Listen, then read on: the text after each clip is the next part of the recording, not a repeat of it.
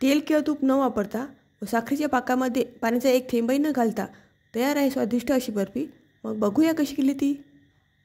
ही बर्फी फक्त 2 साहित्यापासून तयार होणारी आहे। यासाठी मी एक लहान कच्ची पपई घेतली आहे। या पपईचे मी साल काढून घेत आहे। जर पपईमध्ये बारीक बिया असतील तर ते चमच्याने काढून घ्यायच्या। पपई किसून घेऊया। अशा प्रकारे पातळ किस काढून घ्यायचा आहे।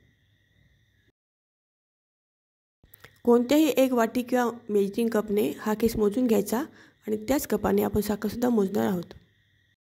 कढई गरम करायला ठेवली आहे। 3 वाटी पपईच्या किससाठी मी इथे 1.5 वाटी साखर घेतली आहे। तुमच्या आवडीनुसार तुम्ही साखरेचे प्रमाण कमी जास्त करू शकता। साखर वितळेपर्यंत हे मिश्रण मंद गॅसवर एकसारखं ढवळत राहायचं। मिश्रण बुडायला लागणार नाही याची काळजी घ्यायची। पावसाळा संपत आला आहे व थंडी पडायला सुरुवात झाली आहे आणि ही पपईची बर्फी हिवाळ्यात खाण्यासाठी अतिशय पौष्टिक आहे।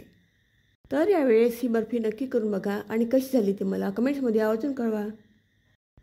हे बघा, बर्फीचे मिश्रण तयार करताना आपण यात एक थेंबही पाणी घातलेलं नाही आहे, तरीसुद्धा याला छान पाक सुटलेला आहे।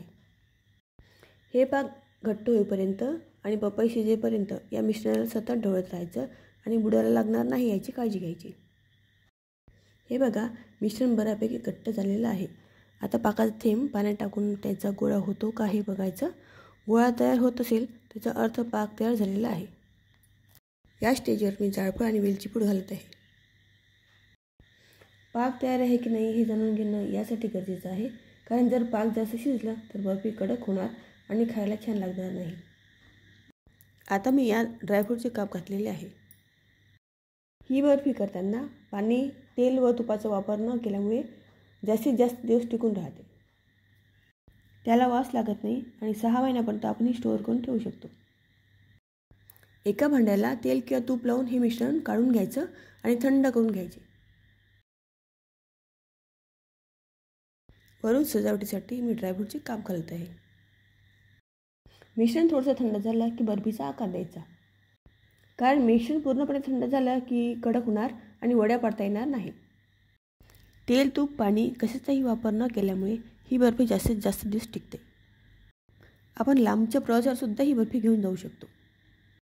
तुम्ही याआधी कच्च्या पपईची बर्फी कधी खाल्ली आहे का? कमेंट बॉक्समध्ये मला नक्की सांगा।